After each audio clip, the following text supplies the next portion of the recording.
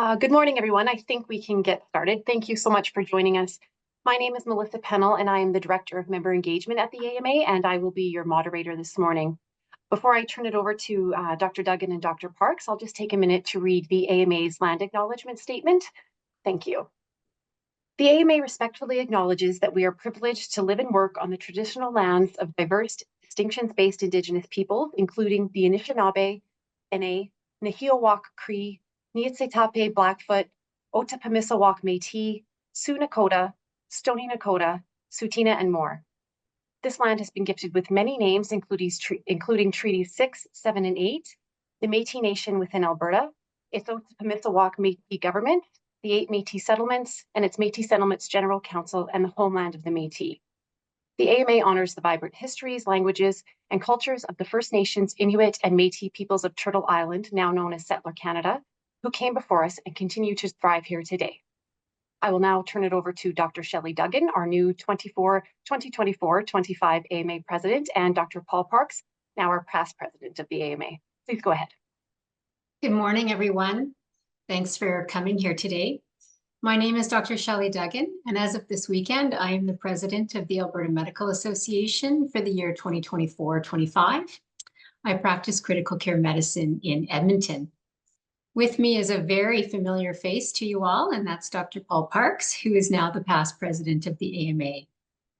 You will be seeing a lot of us, both together and individually, and we want to tell you that there has never been a more desperate need for advocacy for the healthcare system than there is right now. On the weekend, the AMA's Representative Forum met in Calgary. This is our governing body, somewhat like the Parliament for Alberta physicians. 155 delegates gathered, representing every specialty of medicine, every geographic area, the universities, practicing physicians, residents, and medical students. It's a diverse group, but we come out of that meeting speaking with one voice and with one message. We are deeply, sincerely afraid that the healthcare system in Alberta is ready to collapse, past the point of repair anytime soon. And because we must advocate for our patients has come to an end.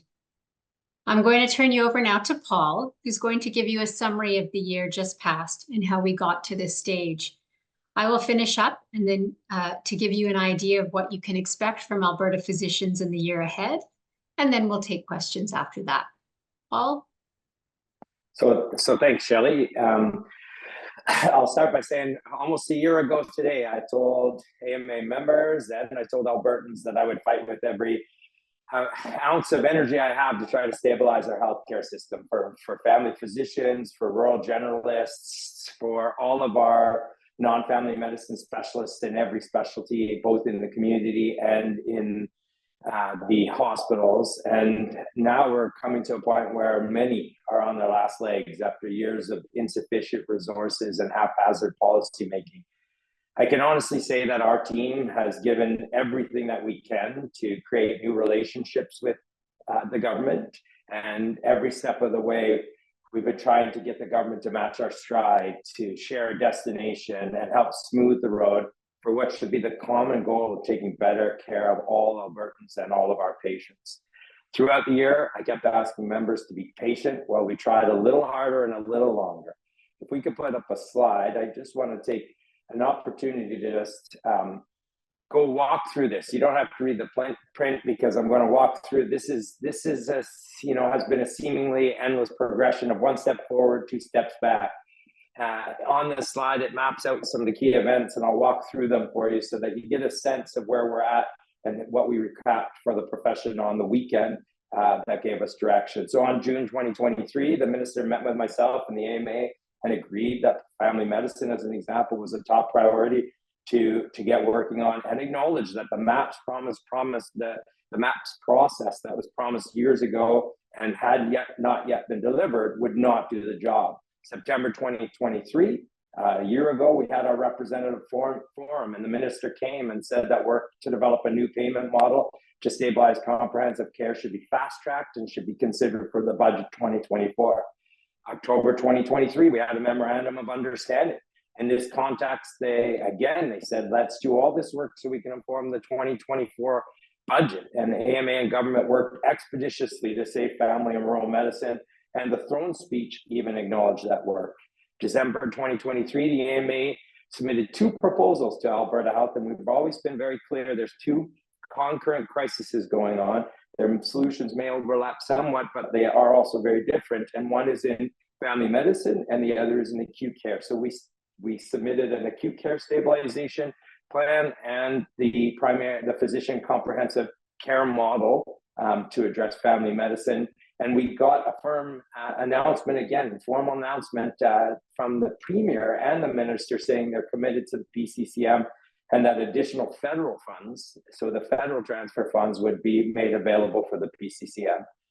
Go forward to February 2024, budget date. I spent the whole day, but hours with the Minister, and I exacted a promise from her that the PCCM would be announced expeditiously. Because of that promise, I said that we would tone down some of our concerns that the budget didn't actually account for the acute care stabilization and didn't account for the PCCM, and that the budget didn't account for population growth and inflation, which we knew would be challenges for the profession and challenges for Albertans, because again, all of this impacts Albertans. So March 2024, the Premier and Minister attended our representative forum, and a promise was made at that time again that the PCCM would be announced and acted within, implemented within weeks from the Premier herself. The Minister also promised to ensure that the model would make Alberta competitive with other provinces. April 2024, the PCCM model was completed and sent to the Minister, and we had a news conference to announce that the PCCM was going forward with a target implementation date. Implementation means that we're actually got it going and it's out there and impacting the practices. Well, that target implementation date was fall 2024. May 2024, Management Committee, so these are processes now. Management Committee approved it. June 2024, Management Committee approved the rates and the process and said it's ready to go. July 2024, government advised us directly that the Premier had approved the PCCM model, rates and budget, and that a public announcement would happen on August 2nd. Soon thereafter, this was halted and we were informed that the PCCM needed to go to Treasury Board for approval still, but that an announcement would follow in early September. August 2024, and I'm sorry this is long, but this has been a long process. August 2024, the Premier committed directly to me personally that the PCCM would be announced in September, and she made similar remarks on her provincial radio show to Albertans promising this. September 23, 2024, sorry, here we are. On Thursday, I had a brief urgent meeting with the Minister before she issued a news release about the PCCM. It mentions their commitment to the model and essentially just re-promises old money that's been promised and just continues to say that they're committed to the model. So now you're completely up to date. The PCCM has not been announced.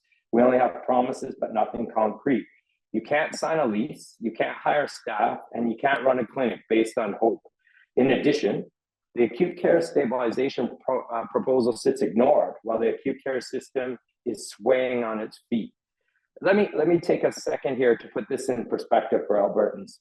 To use an analogy near and dear to Albertans' hearts, this would be comparable to the situation where Jasper is on fire, but over the length of a year's time, the government simply continues to say, quote, "We are committed to putting the fire out. We just can't tell Jasperites when." It would be like the government choosing not to act to save Jasper and the lives of those within it, but rather deferring action again and again with only promises of, "Trust us, we know it's important, we just can't tell those struggling when we will send rescue." Unfortunately, the impact of indecision and inaction is that Albertans' healthcare access will deteriorate and many will suffer, and some will sadly and needlessly die. This government ran on fixing critical pieces of the healthcare system in 90 days, and yet all objective patient-oriented markers on those pieces are worse and declining. In March, the Premier herself promised the medical profession her government would act on stabilizing the family medicine crisis in weeks, and then doubled down again in August, as I mentioned, and to Albertans. But sadly for Albertans, the last year has been one broken promise after another. Government is choosing not to act on stabilizing healthcare, and why this should matter is to Albertans is because I really worry, and my colleagues shared this at the conference where the leaders were there, that this this will impact the lives of Albertans and their loved ones, and they may not be able to get safe and timely access like they expect. So if there's one thing I could say that, often when I do these press conferences, people say, what can we do? And I think one of the things is this call to Albertans to say, act, write your MLAs, call them. They work for you. They're supposed to represent you. Ask them, when are they going to start listening to the medical profession? And when are they going to start listening to frontline healthcare workers? When will they act to stabilize the healthcare system that's barely surviving while holding on temporizing life support in many areas? And with that picture of a year of endless advocacy from our team, I'll hand it back over to Shelley to give you some more even specific details and stats of what we might be looking at if government chooses to continue not to act. Thanks, Paul. So you've heard the history of the last year, and I'd like to show you how this has been impacting physicians and patient care. Next slide, please. So you're looking at survey data that is only 10 days old. This slide is about family medicine. We have 77% of our family physicians and rural generalists practicing comprehensive lifelong patient care. That is what they live to do. But they have no more capacity to help more patients. Of those who are practicing comprehensive care, just over 1 in 10 say they are still accepting new patients. And exactly 1 in 10 say they will be able to take on new patients in the year ahead under current circumstances. Next slide, please. Looking then at acute care physicians, we find another bleak picture. Across all specialties, just under 1 in 5 say they have capacity to accept new patients or referrals. That translates directly into waiting lists for these specialists. Fewer than 1 in 5 can take on a new patient sooner than a month, and 1/3 can see a new patient in from 1 to 3 months. 21% say those patients would have to wait 4 to 6 months, and 14% say 7 to 12 months. 1 in 10 say it will be a year before they can take on a new patient or referral. These numbers are distressing for patients. I can tell you also from looking at my colleagues in the hospital that physicians are overwhelmed, burnt out, and most are losing hope that they will be able to keep providing the care that they were trained to provide to patients who badly need that care. We keep going every day, but here's a few more numbers for you. We are in a worldwide competition for physicians. It's absolutely essential that we retain the ones we have.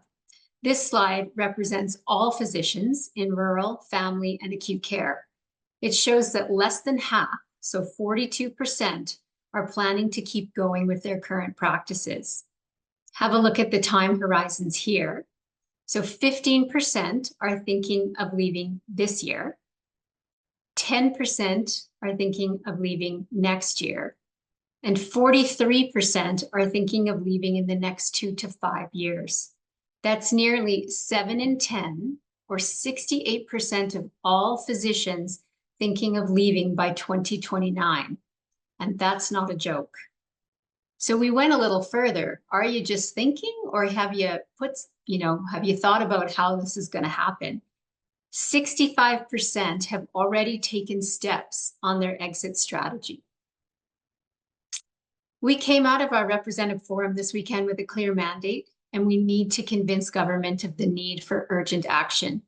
First, the minister needs to act on her promise to implement the new payment model for family and rural generalist physicians, and do so this fall in the context of the current budget year.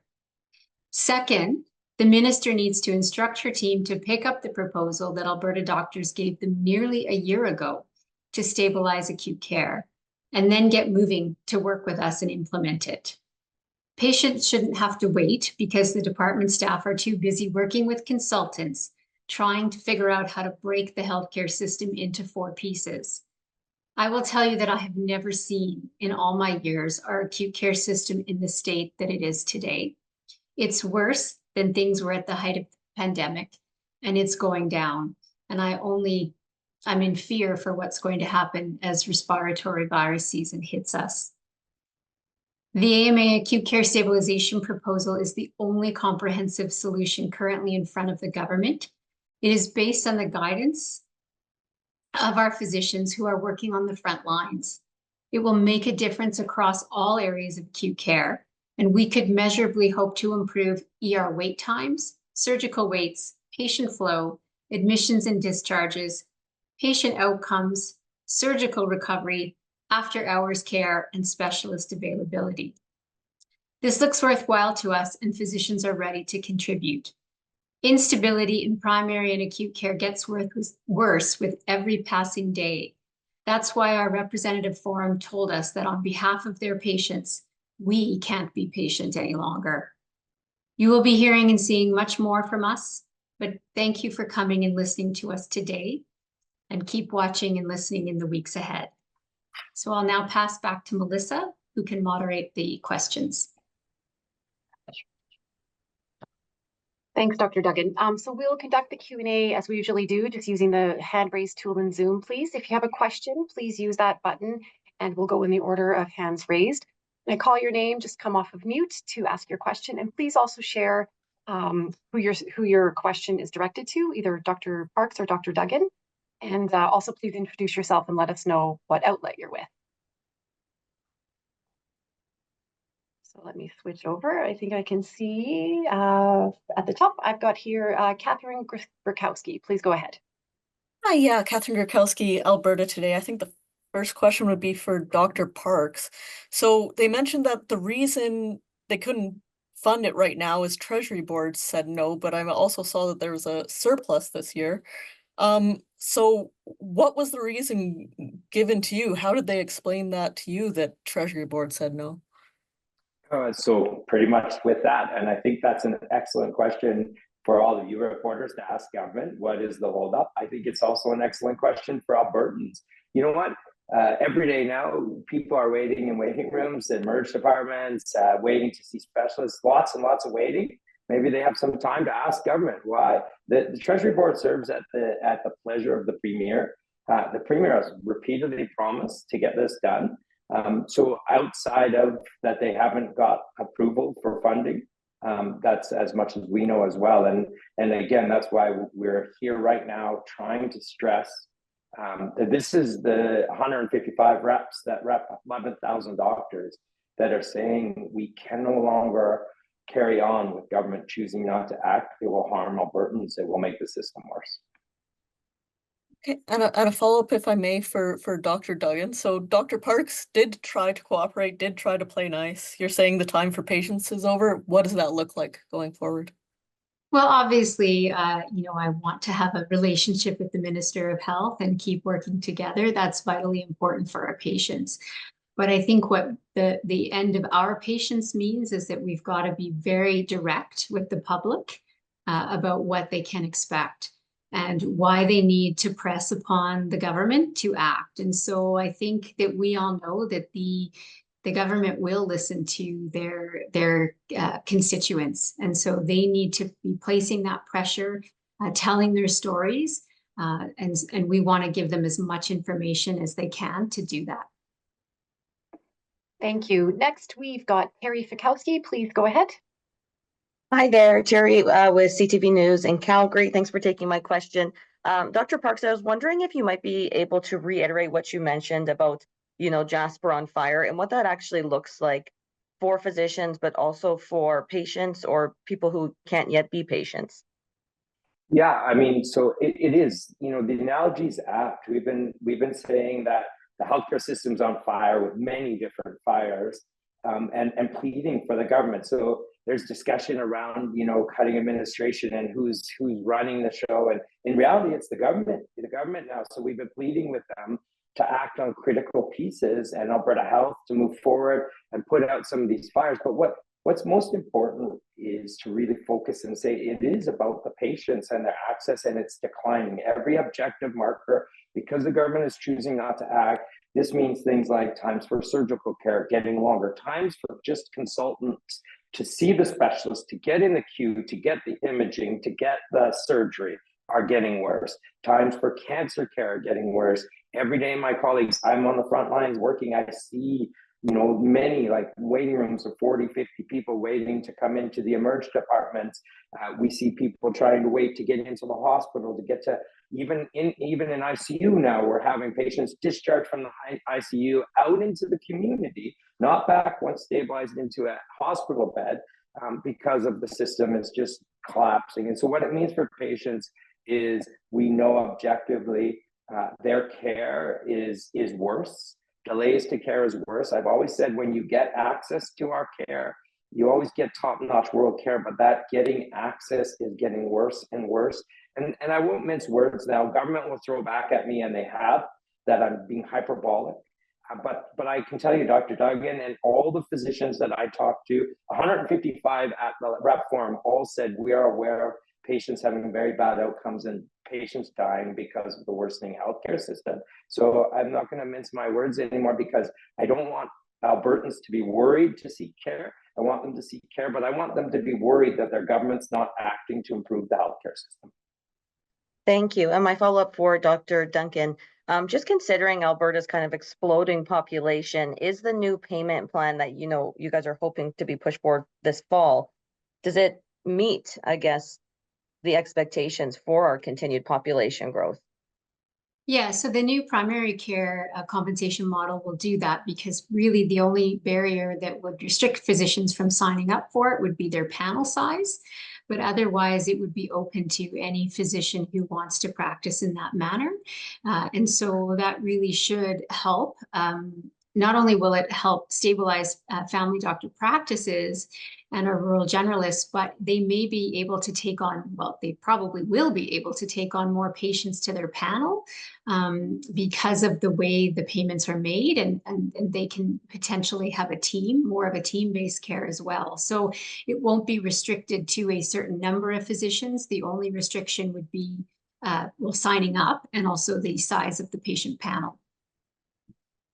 And while Melissa's going to the next questions, if I can add, the government continues to say how the physician services budget's growing, healthcare budget's growing, and one thing that they don't get correct is that right now, from 2019 to now, if they just kept up with the patient, with the Alberta population, our physician services budget is currently about $731 million short of keeping up with population growth.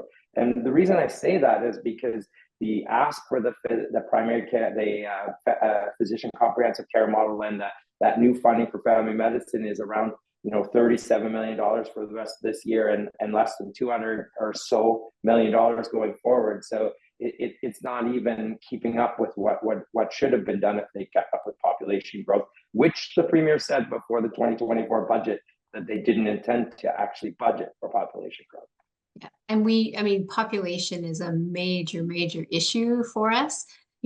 200,000 new Albertans, no increases in terms of beds, no increases in family medicine practices that are willing to, that can take on more patients. And so, you cannot, we had an announcement last week that, we recognize that we need more schools because these 200,000 new Albertans come with children. Well, they also come with illness, and we need to be able to cope with that. Thank you. Okay, I think next we've got Lisa Johnson. Please go ahead. Hi, thanks for taking my question. I think this is for Dr. Parks, because it's more of a backwards looking question. You said that, the government is actually responsible. They can blame administrators for the functioning of the healthcare system, but they're ultimately responsible. How exactly is the reorganization of AHS and the entire healthcare system that they're working on right now? How is this affecting healthcare, and how is it affecting this deal? Like, are you saying that the government is distracted by that reorg?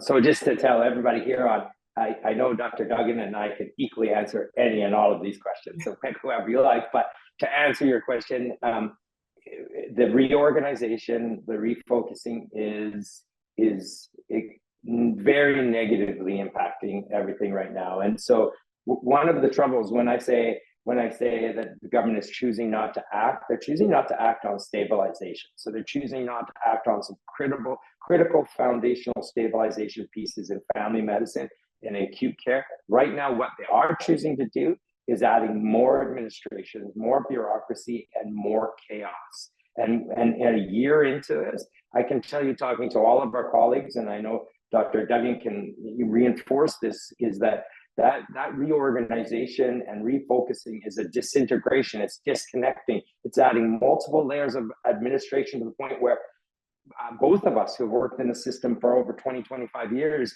are starting to wonder, how do we actually navigate the system, let alone all the patients of all the patients and Albertans in the province. So I will tell you that when the place is on fire, if you want me to go back to my Jasper analogy, what government's doing is they're choosing not to act to send the firefighters and put out the fire. They're choosing to reorganize where the fire halls are, where the fire trucks are, and where the firefighters are, and making it much more disruptive and chaotic for us to even try to function in this environment that's getting worse. So yes, I would say the action that this government is taking is actually having very negative impact on healthcare workers everywhere to be able to do our job. But what that translates to, and I want to say it loud and clear, is it's impacting the health of Albertans. It's making it worse for Albertans in our healthcare system.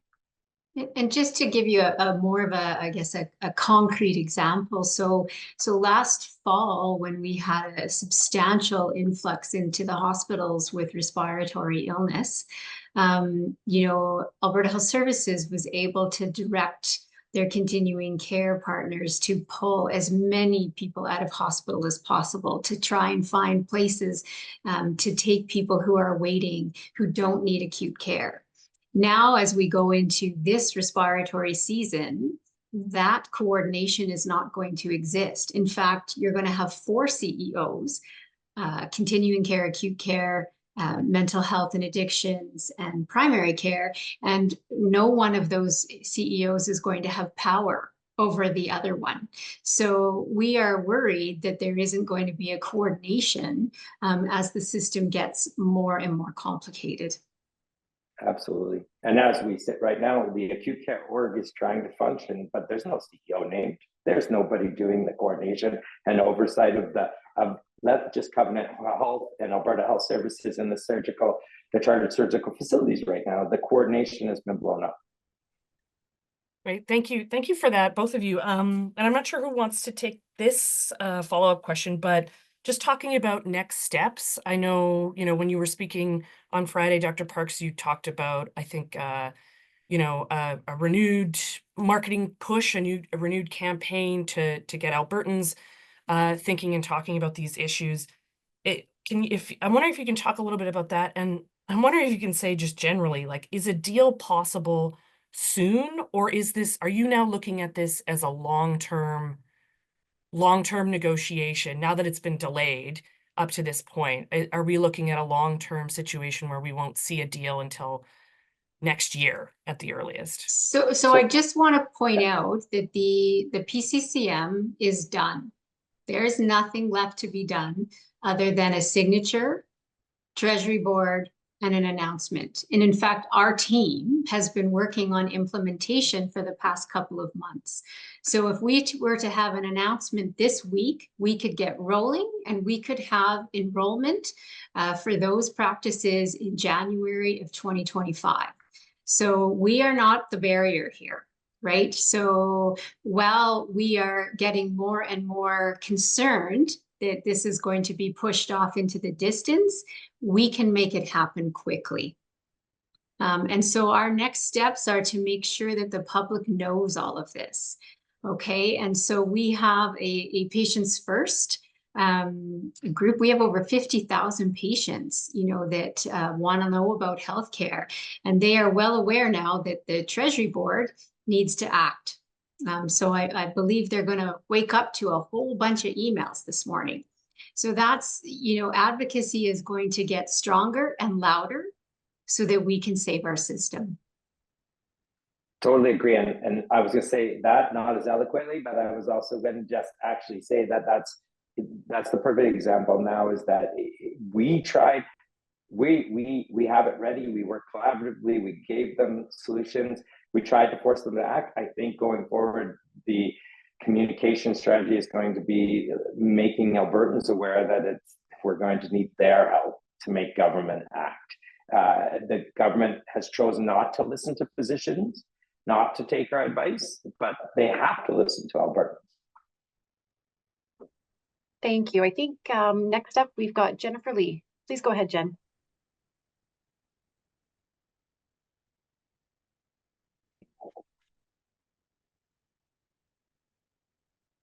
I think you're muted, or we can't hear you, Jen. It doesn't look muted. Are you still there, Jen?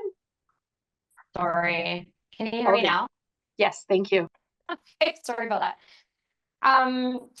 Okay, for Dr. Parks, you kind of outlined all those steps that you guys have been through in the last year, the commitments you had on the PCCM. I've heard some discussion here about, the government's focus on reorganization right now. What does all this say to you about where this is in the list of government priorities in terms of addressing? I mean, I can't answer for government, so of course I would really like you to ask them. But I do think our team has worked really hard to try to tell them that healthcare is a top priority for Albertans and that things are critical. I mean, the very fact that the Premier went on, TV, provincial TV last week and talked about education and the population challenges facing education, and then just did a little throw off at the end about we'll have to look at healthcare at some point too. I think that speaks for itself. I think government choosing not to act, despite running, like I mentioned, this Premier ran on fixing some critical pieces of the healthcare system in 90 days, but they're not acting. They are not. Let me just put this really bluntly: they are not putting their money where their mouth is, and not putting their action where to their words. And I don't think we can wait any longer. That's what we're trying to communicate. And when I say we, Albertans, patients, I don't think we can allow this to go. The stats that Dr. Duggan showed about physicians, I think government thinks we're bluffing, that physicians are going to, not going to change practice, not going to leave a system that is chaotic and very difficult. When they have choices, they can go anywhere in Canada and anywhere in the world. That's the effects that will take years and years to recover from if that continues on. Thanks. And just to get back to patients, you mentioned, really bad outcomes for patients. And I guess I'm wondering, we're already hearing stories come out about some bad outcomes.